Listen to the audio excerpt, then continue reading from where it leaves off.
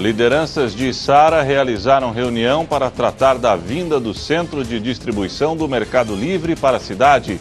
Ministério Público de Santa Catarina está cobrando o protagonismo do governo do estado em ações de enfrentamento à Covid-19. Ministro da Economia, Paulo Guedes, classificou o sistema tributário brasileiro atual como um manicômio tributário e reforçou que a reforma não vai gerar aumento de impostos. Em sessão da Alesc, deputados estaduais homenageiam profissionais da saúde.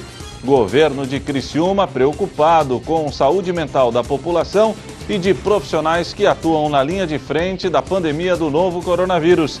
Alunos da Rede Municipal de Criciúma participam da seletiva da Olimpíada Internacional de Matemática da Ásia. Comunidade libanesa no Brasil manifesta solidariedade às vítimas de explosão no Líbano.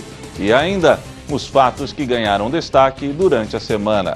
As principais notícias do dia você confere a partir de agora, no ar pela TV Primavera de Criciúma, Informe Região.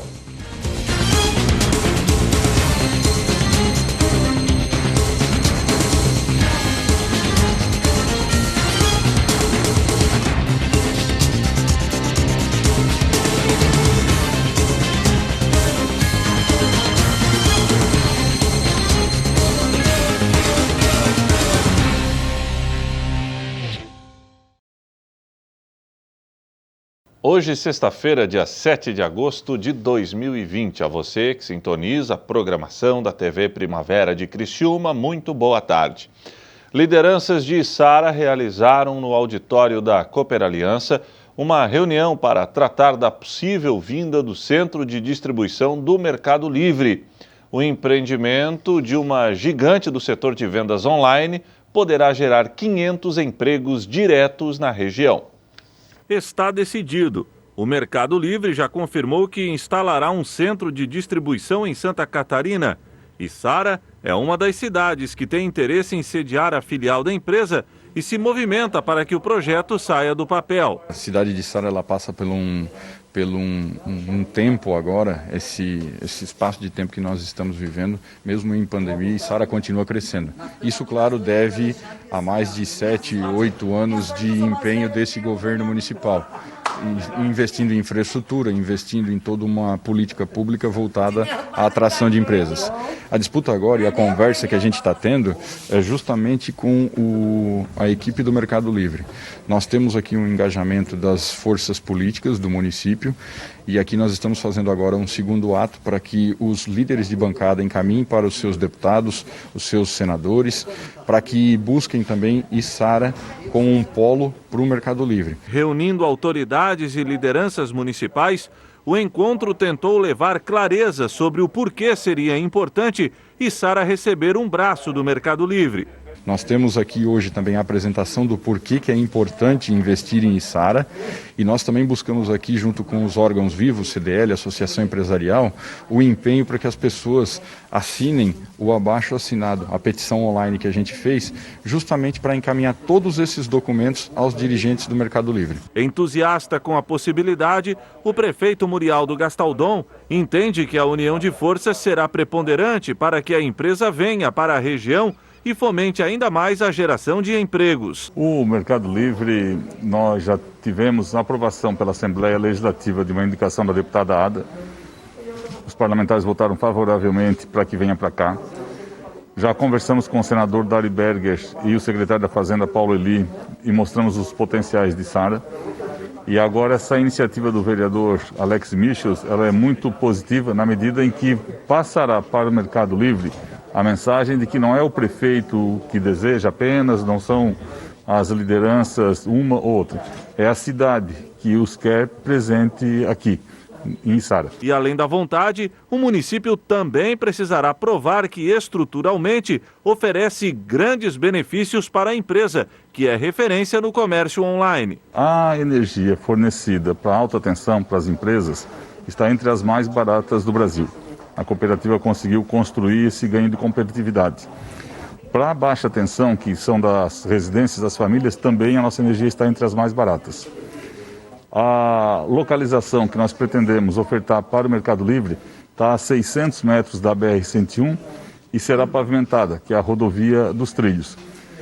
As pessoas que trabalharão no Mercado Livre terão acesso a uma educação para os seus filhos, educação básica, fundamental 1 e 2 e ensino infantil, que é o melhor IDEB da região.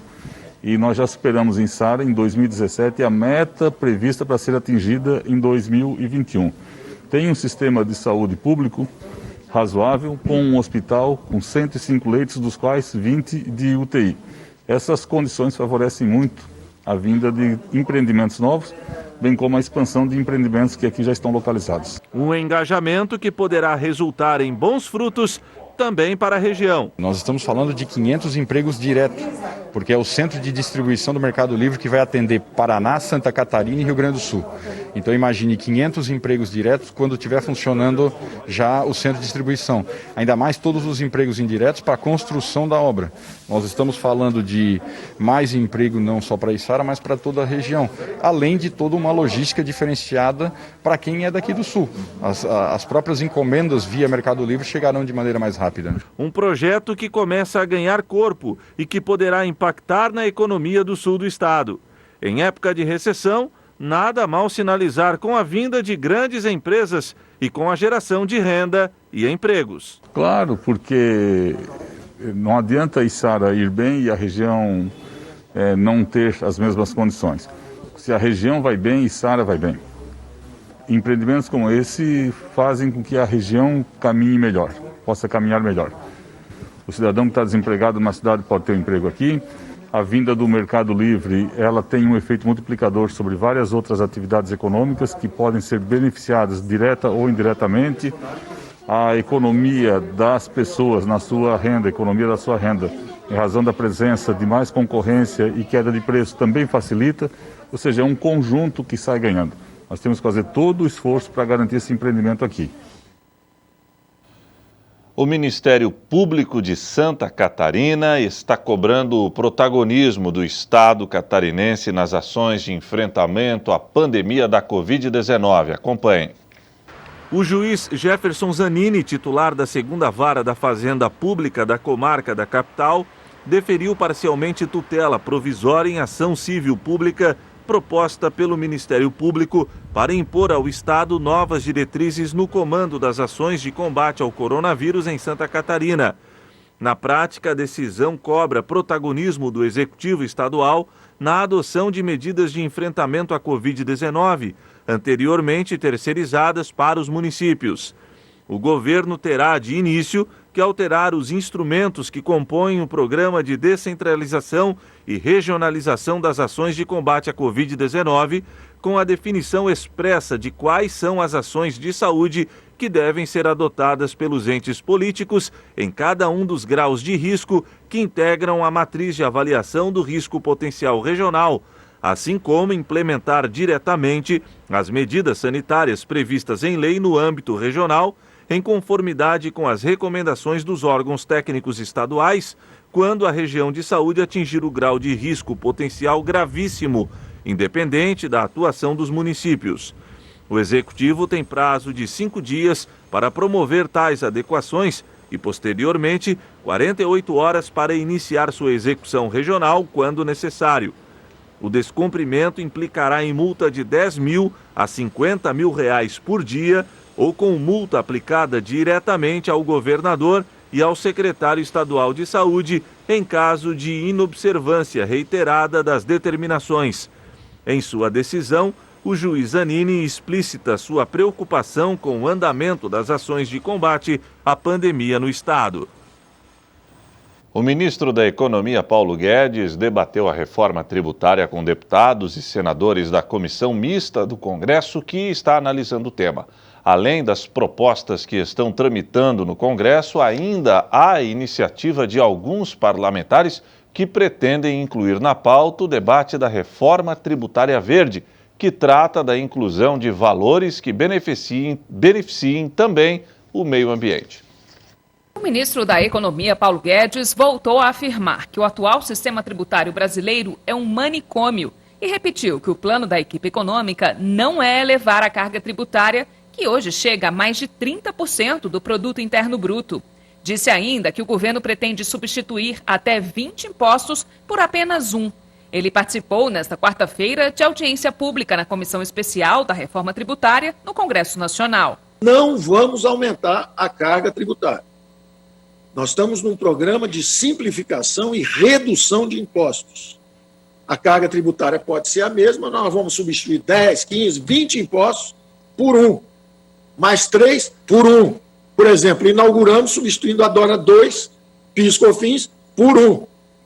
E assim seguiremos fazendo. Aos parlamentares, o ministro afirmou que o governo estuda tributar a economia digital, mas classificou como maldade e ignorância chamar o imposto de nova CPMF. A ideia da equipe econômica é implementar um imposto sobre pagamentos eletrônicos que teria alíquota de 0,2% e, como compensação, reduzir outros tributos sobre a folha de pagamento das empresas. O imposto digital é uma coisa para nós conversarmos à frente, mas é claro que a economia é cada vez mais digital. Sim, nós estamos estudando, temos falado sobre isso o tempo inteiro, e as pessoas inadequadamente, por maldade, por ignorância, falam que isso é nova CPMF, mas não tem problema, o tempo é senhor da razão. Juntamente com a equipe técnica que o acompanhou, o ministro defendeu a primeira etapa da proposta de reforma tributária do governo, que prevê a substituição de tributos como PIS e COFINS pela contribuição sobre bens e serviços, o IBS, com alíquota de 12%. O nosso primeiro passo é exatamente a CBS, a contribuição sobre bens e serviços, que é o IVA federal. Isso deverá ser acoplado aos IVAs estaduais, formando, então, o IBS, que é o projeto que está aí na PEC 45, que é o imposto sobre bens e serviços. A contribuição é a parte federal, o imposto vai, após acoplar as partes estaduais e a parte federal. Além das propostas que já tramitam aqui no Congresso, há ainda a iniciativa de parlamentares que querem incluir na pauta o debate sobre uma reforma tributária verde ou ambiental. Seja lá qual for o nome, a ideia é, além da reformulação de tributos sobre consumo e serviços, a inclusão de valores que beneficiem o meio ambiente. A principal iniciativa partiu do deputado do Amazonas, Marcelo Ramos, do PL. Ele defende uma reforma tributária justa para o país e equilibrada para a Amazônia. Para o deputado, o movimento de mudanças no sistema tributário deve considerar, entre outros pontos, a Zona Franca de Manaus, com seus legados e infraestrutura produtiva. Nós estamos propondo que a nova política tributária no Brasil tenha esse recorte. Um recorte de utilizar a tributação com critério de extrafiscalidade para preservar o meio ambiente. Fazer como? Primeiro, reconhecendo a Zona Franca de Manaus como instrumento importante de proteção da floresta na região do estado do Amazonas. Segundo, estabelecendo um fundo a partir de recursos de pesquisa e desenvolvimento para pesquisa na área de biotecnologia, para que a gente migre a indústria no Amazonas para uma bioeconomia amazônica, ou seja, produtos vinculados à Amazônia. E o terceiro, o ICMS verde, que a gente possa dar compensações tributárias para aqueles estados, para aquelas cidades que preservem mais o meio ambiente. Marcelo Ramos afirma que a reforma tributária verde não é só possível, mas também essencial para o país, no sentido de vislumbrar um bom resultado, tanto para o meio ambiente, quanto para gerações atuais e futuras. Ele explica como os tributos podem orientar o comportamento do mercado e indivíduos na adoção de condutas mais respeitosas para o meio ambiente. Os tributos, eles têm natureza fiscal e extrafiscal. A natureza fiscal é o objetivo de arrecadar, ou seja, o tributo existe para que o Estado arrecade e preste os serviços que ele se obriga a prestar para a população. Mas os tributos também têm uma natureza extrafiscal. Qual é a natureza extrafiscal do tributo? Tributo muitas vezes é usado para diminuir desigualdades regionais. Você dá isenção para um Estado porque ele tem mais dificuldade de se desenvolver. Nós estabeleceríamos uma extrafiscalidade para produtos ambientalmente sustentáveis. O mundo já faz isso. A gente precisa adotar isso numa política tributária renovada a partir da reforma. A seguir, em sessão da Alesc, deputados estaduais homenageiam profissionais da área da saúde.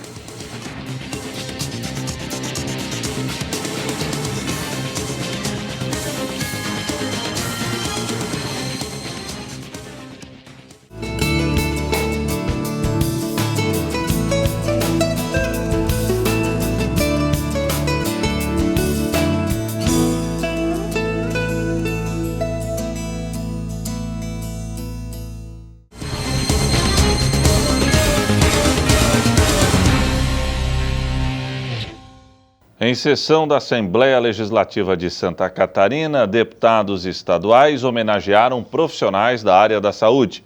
O ato foi um reconhecimento aos trabalhadores que estão na linha de frente na luta contra o coronavírus. O deputado Maurício Scudilar, que apresentou em plenário um vídeo produzido pelo Hospital Regional do Oeste com o objetivo de marcar o Dia Nacional da Saúde, celebrado em 5 de agosto. O vídeo mostra o trabalho dos profissionais que atuam no combate à pandemia de Covid-19. A gente está exposto todo dia para ajudar alguém. A gente vê o que acontece com os pacientes e a gente pode pegar aquilo.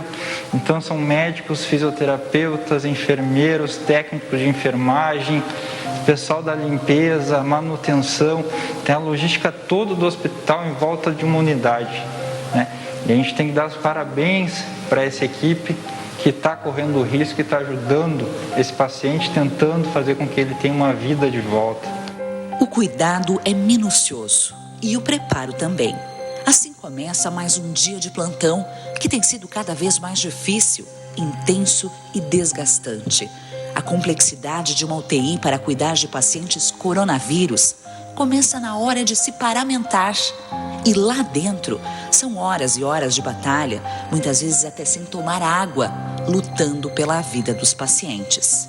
O paciente UTI Covid, o paciente que pega o coronavírus, que está com a Covid-19, é um paciente que a gente sabe que é muito grave. É diferente de outro paciente que interna na UTI, eu vou avaliar ele para ver se ele vai piorar ou não. Ele pode ser muito grave? Também pode. Mas os pacientes com coronavírus são todos graves. Então, internou um paciente na UTI, eu sei que ele precisa de muito cuidado. Se ele não tiver aquele cuidado minucioso, ele vai morrer. Não é qualquer profissional que vai cuidar desse paciente. Se tu colocar uma equipe que não é capacitada, todos morrem, tá? E é a verdade, todos vão morrer. Então, se a gente tiver uma equipe capacitada, a gente consegue dar chance daquele paciente sobreviver, né? Então, é diferente. Mas já passei por vários lugares e nunca vivenciei tantos pacientes graves ao mesmo tempo numa mesma UTI, né? Então, realmente impactante para mim e para os colegas que eu converso em todos os lugares o que está acontecendo agora. O vídeo ainda mostra como está a situação em Chapecó. Fala da importância da capacitação para que equipes especializadas estejam na linha de frente e da felicidade quando um paciente recebe alta. O médico também fala da separação do paciente e da família que a doença impõe. O coronavírus fez a medicina virar um pouco desumana, né? Então a gente separou a família do paciente e isso é totalmente contra os nossos princípios médicos, né? Que sempre deixar a família no momento mais difícil com o seu ente querido. O que eles têm do familiar é a voz do médico. Eles não têm a imagem, eles não têm a sensação tátil, então é a voz do médico que impacta. Então, quando a gente vai falar com a família, a gente tem que respirar fundo e pensar, eu sei que meu dia está ruim, mas eu tenho que falar com um ânimo um pouco melhor porque essa família está precisando. Então, na hora da família, ninguém pode me interromper, né? Eu estou focado na família, eu vou falar para eles da melhor forma que eu puder, seja notícia boa ou ruim. O médico termina alertando para a importância da prevenção. A guerra está aí e que é para todos enfrentarem. Se forem passivos, só olhando, ela vai chegar até vocês. Só que vai chegar da maneira ruim, que é vir para o hospital atrás de assistência. E pode ser que não tenha o leito que ele acha que existe, ou não tenha a sedação que ele acha que tem, ou não tem um médico capaz de fazer com que ele fique vivo. Então, a guerra nós estamos já enfrentando. Eu espero que essas pessoas consigam refletir e ver que se eles não se exporem a isso, eles não vão pegar e não vão precisar vir para a linha de frente da batalha.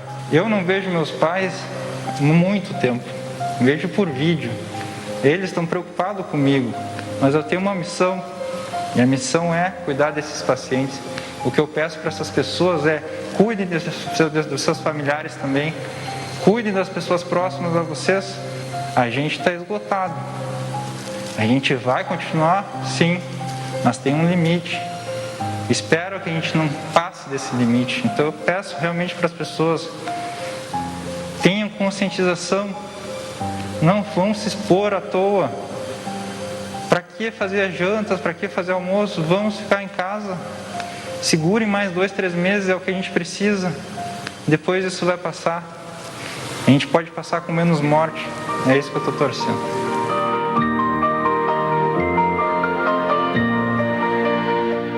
É uma forma de homenagear os profissionais da saúde. Estão se destacando, mostrando coragem, abrindo mão de familiares. Nós vimos depoimentos de médicos há 90 dias sem ter contato com familiares. Então, é uma demonstração muito grande de devoção pela atividade médica. Essa homenagem que nós fizemos com esse vídeo ao Hospital Regional do Oeste, que inclusive nesse ano teve o menor número de vítimas fatais dos últimos 4 anos, para todos os profissionais da saúde. Ontem eu falava com profissionais de Balneário Camboriú e de todo o estado. Então nós precisamos valorizar, reconhecer e ouvir o apelo deles, para que façamos o isolamento, para que tenhamos o cuidado necessário, porque a doença não escolhe vítimas, mas aquela que é escolhida passa por grandes dificuldades, tanto médica quanto familiares. O deputado Dr. Vicente Caropreso, que é médico, também se pronunciou sobre o trabalho dos profissionais durante a pandemia e alertou para a importância do isolamento social. Nós viemos desde o início batendo na tecla, aliás, vários deputados fazem isso e vários setores fazem isso, é não negar a existência da doença, é fazer com que o distanciamento social ele seja efetivo, principalmente na parte da população que mais morre. Para vocês terem uma ideia, 20% das pessoas acima de 70 anos que contraem a doença podem morrer. 15% das pessoas acima de 60 podem morrer e são as faixas que mais morrem as pessoas. Agora, quem mais pega essa doença, qual é a faixa? É dos 20 aos 40 anos, ou seja, o pessoal que mais se movimenta. E o coronavírus não afeta apenas o sistema respiratório. A mente das pessoas também está sendo fortemente atingida. Exatamente por isso, o governo de Criciúma está reforçando a importância dos serviços da saúde mental durante a pandemia. Por meio da Secretaria de Saúde, programas e profissionais estão à disposição da população. A pandemia da Covid-19 também ataca a saúde mental. Pensando nisso, a Secretaria Municipal de Saúde disponibiliza profissionais e programas à população, com ações específicas voltadas para a área. Para atender os cidadãos, o município conta com o trabalho de 12 psicólogos e 7 psiquiatras nos 4 centros de atenção psicossociais, os CAPs, além de um terapeuta ocupacional e uma equipe multiprofissional. Já para atendimentos ambulatoriais, são 19 psicólogos e 9 psiquiatras. Um dos grupos de acolhimento e direcionamento é o Núcleo de Prevenção às Violências e Promoção da Saúde, que atende no telefone 3431-2764. Outra preocupação é relacionada aos profissionais da saúde que estão trabalhando na linha de frente. Para eles, está sendo oportunizado atendimento pelo site do Conselho Regional de Enfermagem, o COREN, de forma online 24 horas por dia, com enfermeiros, mestres e doutores em saúde mental. Nos próximos dias, a Secretaria de Saúde de Criciúma deverá iniciar um novo modo de atendimento psicossocial voltado aos profissionais da área. Uma equipe multiprofissional de especialistas da saúde mental estará visitando as unidades do município, realizando atendimentos com os trabalhadores, como atividades de gerenciamento de estresse, massagem, terapia, yoga e práticas alternativas em saúde. A intenção é aliviar a sobrecarga emocional que esses profissionais estão tendo com a pandemia.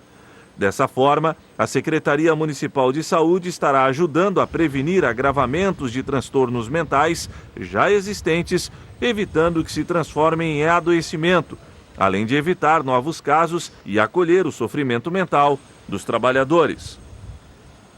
A seguir, comunidade libanesa no Brasil manifesta solidariedade às vítimas da explosão em Beirute, no Líbano.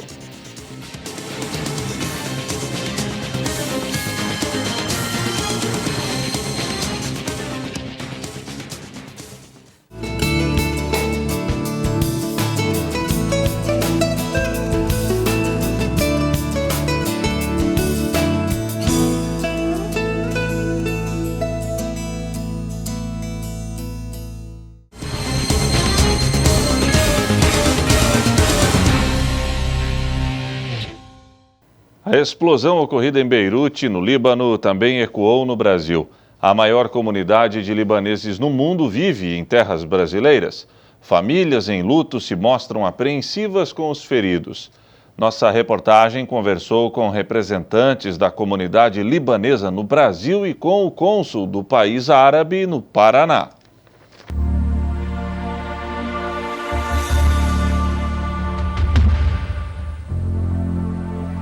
Ao todo, são 12 milhões de libaneses que vivem no Brasil. Para a gente ter uma ideia, esse número é quase 3 vezes a população do próprio Líbano. A maior concentração desses imigrantes está no sul do país. O cônsul honorário do Líbano no Paraná concedeu entrevista à nossa reportagem e falou sobre a procura por informações e também a dor dos libaneses após a tragédia. Ele é um acidente que aconteceu lá no porto, que fiquei sabendo no jornal do primeiro-ministro. Mais ou menos de 6 anos para trás, eu tinha um navio prendido e tinha uma matéria proibida e foi guardado no armazém. E esse que aconteceu, a gente não tem mais uma informação mais que isso para passar. E aconteceu que pegou fogo perto do outro armazém, até o fogo lá chegou perto desse aí e deu essa tragédia. A gente não sabe da informação, porque a gente não tem jornal sobre isso por quanto do Líbano. A gente tem que esperar sair o resultado no Líbano, do nosso ministro, e a gente vai falar o que aconteceu. A comunidade aqui no Brasil, claro, ficou preocupado. E até o mundo ficou preocupado, até os brasileiros ficou preocupado, porque a gente não quer mal para ninguém, ninguém quer mal para ninguém, ninguém quer mal para outro país, você sabe. O que aconteceu lá no Líbano são famílias igual nós aqui, trabalhadores, moram em apartamento, perdemos muito gente, tem mais 5 mil feridos. A gente tem toda a porta aberta para quem quer ajudar o Líbano. Não só da comunidade libanesa, para todos os brasileiros, para todo mundo, quem quer ajudar, do coração, a gente agradece. A reportagem também conversou com o cardiologista Nabil Gorayeb. Ele é libanês, mas veio para o Brasil quando tinha apenas 4 anos. Há 70 anos ele vive aqui. Ele relata a precariedade do sistema de saúde do Líbano e a dificuldade que eles têm encontrado para socorrer as vítimas. E mais, afirma que a tragédia ainda pode aumentar por causa do risco de uma chuva tóxica causada pelo nitrito. De acordo com as notícias das agências internacionais, são mais de 4 mil feridos. Eu queria que o senhor, como conhecedor do país, do Líbano, a estrutura de saúde, o número de hospitais, de leitos disponíveis e profissionais, é suficiente hoje para atender essa demanda? Não, já não estava atendendo por conta do Covid. Lá está dando uma crise muito grande. É um país que está em problemas graves de economia. Nos últimos 2 anos foi uma quebra muito grande de empresas, e os hospitais, que são de altíssima qualidade, porque eles têm vamos dizer assim, eles têm um protocolo que segue muito a Europa, e são muito referenciados na região do Oriente Médio. Só que a lotação já estava no total por conta do Covid, que está avançando bastante, com mais de 200 mortes por dia, um país que não tem 3 milhões de habitantes. Eu conheço os hospitais americano que tem lá, mas a estrutura não é muito grande, não. São hospitais grandes que tem, deve ter uns 3 hospitais grandes, eu não sei se existem outros pequenos, mas já estavam lotados, esse é o problema. Já estavam lotados. E lotados na UTI, por conta do Covid. Então, realmente, nesse momento, cirurgias de trauma são cirurgias extremamente complicadas, porque você não sabe o que você vai encontrar. Como se fosse um campo de guerra, infelizmente. Uma segunda onda de feridos e um agravamento pode ocorrer dessa situação por causa de uma chuva tóxica. Esse risco... A chuva tóxica, ela acaba levando a você lesar os pulmões. Então, é como se você fumasse uma fumaça tóxica, você vai respirar e ela vai causar lesões. Quer dizer, o momento agora é para sair de lá mesmo. Agora, ir para onde? Uma chuva tóxica, ela não chove num lugarzinho só, pode chover, o país é pequeno, pode pegar o país inteiro. Quer dizer, nós temos uma situação que ninguém sabe. Até os países da Europa, os americanos, os ingleses estão oferecendo toda a ajuda, porque real, a impressão inicial foram só 78 mortos. Gente, vai dobrar isso daí. Fora as complicações respiratórias e outras lesões. E para fechar o Informe em Região desta sexta-feira, vamos conferir os fatos que ganharam destaque durante a semana. Segunda-feira, a Alesc promove audiência pública para debater a pandemia do coronavírus em Santa Catarina. Secretário Paulo Eli, o quantitativo em dinheiro e de onde vem o dinheiro, né? A previsão, esclarecer de vez por todas que ele não deixou claro quanto aos recursos da dívida do Estado para com a União, né? Se estão sendo aplicados ou não no combate ao coronavírus. Comissão Mista da Reforma Tributária reabriu os trabalhos do grupo. Vivemos um momento muito sério de saúde das pessoas, mas também vivemos um momento muito sério de saúde das pessoas jurídicas, não só das pessoas físicas, que destruiu, derreteu milhões de empregos. E a reforma tributária, sem dúvida, é uma ferramenta indispensável na retomada. Terça-feira, prefeitos da ANREC irão reavaliar decreto regional. Como nas reuniões anteriores, aquilo que deliberadamente ficou aprovado, por uma razão ou outra, alguns municípios não deram sequência, nós, dessa vez, achamos por bem ficar mais ampla as questões ali relacionadas ao enfrentamento. Relator da Comissão de Fiscalização, Controle e Orçamento da Câmara sugere rejeição das contas de Criciúma. A Comissão de Fiscalização, e já é o entendimento da maioria, entende que há uma série de irregularidades nas contas da Prefeitura no ano de 2018. Um conjunto muito grande de restrições legais, constitucionais e regulamentares. Quarta-feira, Câmara de Dirigentes Lojistas de Criciúma vive boa expectativa para a movimentação do Dia dos Pais no comércio da cidade. Olha, a gente está com uma expectativa positiva, sim, né? Apesar de todo o cenário que a gente está, desemprego, de falta de renda, de um monte de coisas ruins, né?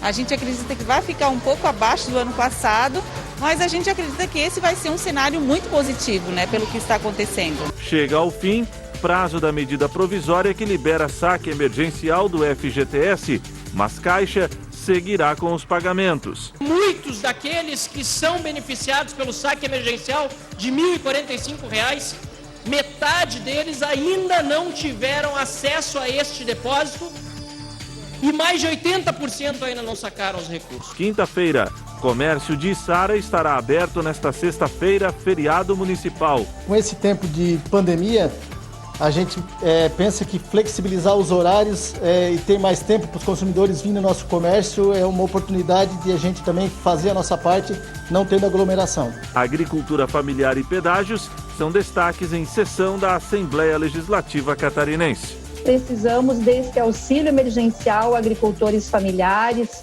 extrativistas, pescadores artesanais, aquicultores, silvicultores. Sexta-feira fica por aqui e eu voltarei amanhã, no finalzinho da manhã, com o Boletim Primavera, se Deus assim permitir. Boa noite.